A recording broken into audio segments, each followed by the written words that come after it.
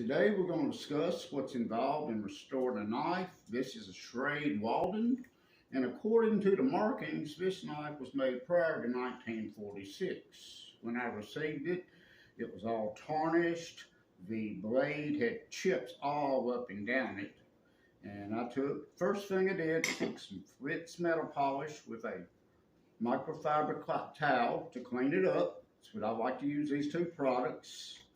And you've got several choices to sharpen it with.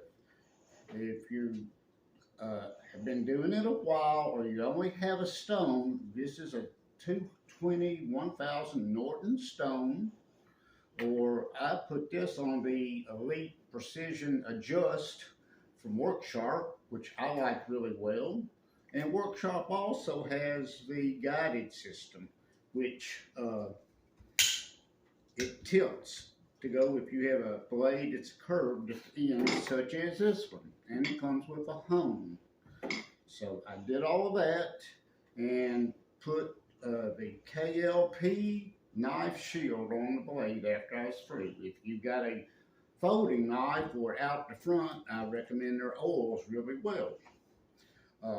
After it's sharpened, I put it on the green strop. That one in particular came from Knives Plus down in Texas.